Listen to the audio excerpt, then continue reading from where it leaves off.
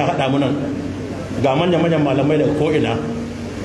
Ina son yi magana guda akan dubin wata, domin shekaran jiya an sha yi mun text ranar juma'a da muka ci shine 1 ga watan Jumadal Akhir, aka ce ai watan nan ya yi girma. Ita ku ba san da ake dubin wata ba, dole mu ku malamai su Dr. Bashir da su Dr. Abubakar a ƙara ilmantar da al'umma yadda ake dubin wata. Kana ganin wata ya girma a ce kuma 1 ga wata, 1 ga watan, domin lokacin da ke shirin ta kan duba ba gani ba tawa ya cika 30 wansa aiki bayan 30 din sai ga ya yi kwana 2 ba kwana guda ba. To shi ne sarar cewa kwana na ake 1 ga wata ran juma'a ake 1 ga wata ya 3 ga wata gare mu. Saudiya ba su dubin wata sai watan Ramadan da Shawwal da Zulhijja. Me yasa? Fara azumi, azumi Arafat ko suke do, amma duk sauran an ga ayin calculation lokacin da kawai sai ka ji an ce gobe 1 ga wata, mu kuma sai mun duba, in ba mu gani ba sai mu cika 30. kuma wasu na cewa muna bin Saudiya, ba mu bin Saudiya. Da muna bin Saudiya da sai mu ce yau 4 ga wata, don suna su yau 4 ga wata. Saboda haka akwai hanyoyin da ake ɗauka, tunda suna ga mallamai kuma ga 'yan jaridu suna ɗauka. Duk dubin wata kowane 27 ga wata sai mun aika sako cewa gobe jibi 29 ga wata a dubi wata, sannan a bada telefon nan ba da kowa. Sannan idan aka yi rai 29 ga wata da yamma ba a gani ba, za a kuma a rubuce ba a gani kaza ba a gani kaza ba, har da kasashen waje inda muke hulɗa da su a Ingila. To idan aka haka nan to babu wani lokaci ya ɗauka sai mu ce to shi kenan wata ya cika gobe 30 ga wata jibi 1 ga wata. To yan ga wata a girma sai a ce ai sarki musulmi wannan watan bai amma, kuma kai ina ronka in an ce gobe 1 ga wata sai ce gobe 1 ga wata. Baka da illa, baka da matsala. In matsala ce tana hannun mu shugabanni, kuma ba da mu tashi mu dauki wani mataki wanda musan cewa Allah zai tambaye mu.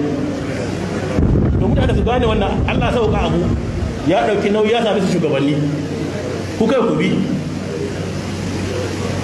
Saboda haka wannan watan da ake wata yau 3 ga wata, akwai jihohi wajen jiha 20 da aka binciko ba wanda ya ga watan 20 a rubuce aka aiko mana rahoto.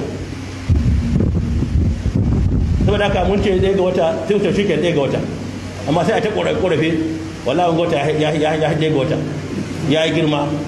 To ya girma sai ni duka ku girma ai, amma an ce gobe 1 ga wata shikenan ku ce 1 ga wata. Na hudu wannan domin nan da wata 2 za a fara cewa a dubi watan azumi.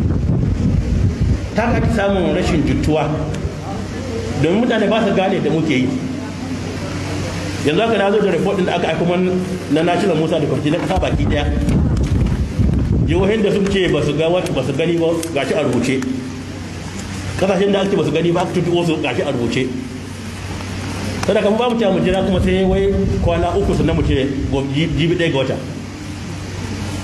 Ku taimaka mana, yanci a rubuta ku je ku duba, har ta fitina ba ga wata ba, har Sokoto an duba, yana cikin garuruwan da aka ce a rubuta ba gani ba. Na yi wannan jawabi ne domin kafin mu kai watan Sha'aban inda a fara dubin watan azumi, watan Ramadan, mu san yadda ake dubin wata. Ku mallamai ku taimaka mana a ta faɗakarwa. In shugabanni sun ce rana kaza sai ku ce to alhamdulillah mu yi, amma ba mu tashi da gangan mu tashi mu ce ga abu mutum ba haka nan bane. Ina ba ku tabbas wannan matsayin da muke ɗauka muna tuntuɓo kowa a duniya. Ina gaya muku akwai wasu mallamai limammai kai na masallatai da yawa a Ingila wanda muke wada su, wanda sai mun faɗi cewa mun gwada sannan suke bi mu, ba su sallah ba su azumi sai sun ji cewa mi na jira sun ce muna huda da su, don su ce da muke yin namu shine daidai. To ya ga kamata a wannan lokaci in ƙara ba wannan dan bayani, domin irin wannan taro ba kullum ake shi ba, don mu taɓa ganin aka yi ba aka fara shi ƙarfe 11 daidai ba, sai irin wannan. Yanzu ƙarfe 1 da minti 15 lokacin ya kamata in yi jawabi da ƙarfe 1 ga ina yi.